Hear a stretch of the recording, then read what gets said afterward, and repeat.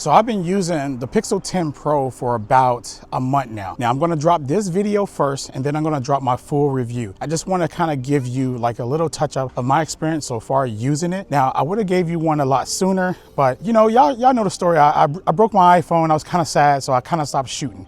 Like literally that day, I just stopped shooting that day. So since I didn't make a upgrade video, I'm just gonna let you know now, there's reasons why I upgraded to the Pixel 10 Pro XL, and there's a lot of reasons why, but I'm not gonna get into that because I'm not an average consumer. I'm only an average consumer when it comes to using my device, but when it comes to making purchases every year, I'm not. So I'm a little different, you know, I'm a content creator, so there's reasons. There's more than one reason for me to wanna upgrade to this Pixel, and that's my reason. But for you guys, I wanna say I don't think so. And I'm gonna give you guys a few reasons why you probably should not upgrade to the newest Pixel. Now, one of the reasons is that the battery life, it doesn't feel improved at all. Now granted, this phone hasn't received enough updates yet, but out of the box experience, you're just not gonna get like stellar battery life. You're gonna get good battery life, pretty much the same battery life that you probably get on your Pixel 9 Pro XL. So it's nothing to be like, oh man, I'm gonna get it for the bigger battery, for the battery efficiency. It just doesn't feel that way. Another reason is performance. The performance of it doesn't seem like it took a leap. It seems like the performance is exactly where it was on the Pixel 9 Pro, which is not really a bad thing because the performance on the Pixel 9 Pro XL is really, really good. So I have no issues about performance. You know, I know people complain about this chip situation. I'm not one of the ones. I don't care. As long as my phone is smooth, everything's opening up, closing the way it's supposed to.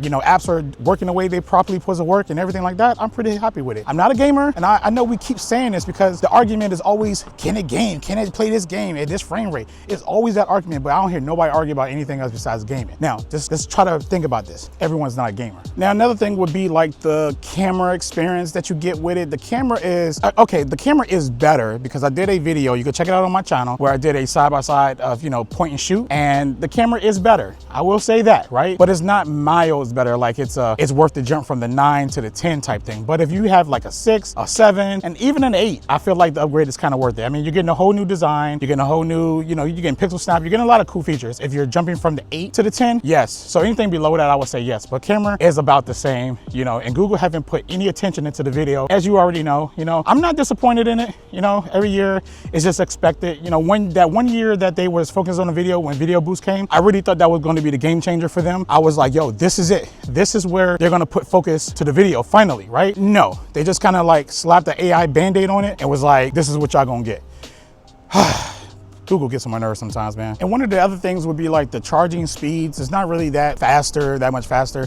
I mean, a lot of you probably don't complain about charging as much. I know in the tech community, there's a lot of people who complain so much about the littlest things, but I feel like, and I'm just assuming, right? Because I'm just assuming that everyone charges their phone overnight. I'm just assuming that, you know, people charge their phone at the job. People charge their phones in the car when commuting. People probably got battery packs. I mean, there's like so many reasons not to complain about a phone's battery. And this is talking about the masses. I'm not talking about like the unique people out here like, yeah, man, I be spending like 25 hours a day gaming on my phone, 25, man. And you know, it needs, and then I draw on it, and then I shoot videos, and I do coding, and I you know what I'm saying, like that niche of people that just do all this extra stuff on their phone that will kind of kill the battery. But we're talking about the average consumer. Every day, use your smartphone, calls, texting, social media, take a few snaps, take a few videos, call it a day, right? Talking about those people, because that's me, okay? I'm not one of those people that I just described before. So yeah, and of course the next thing would be like the software. Everyone knows that Google is really good with feature drop. They always dropping feature drops. They always giving their old Pixels new features. So it's kind of like you're buying an old Pixel, but you're buying a new Pixel when you get an old one, because you're going to get those features eventually. Not everything, because some things are hardware based, but for the majority of everything, you're going to get all of that Pixel goodness on older Pixels. And that's a really good positive about Google. This is one of the reasons I actually love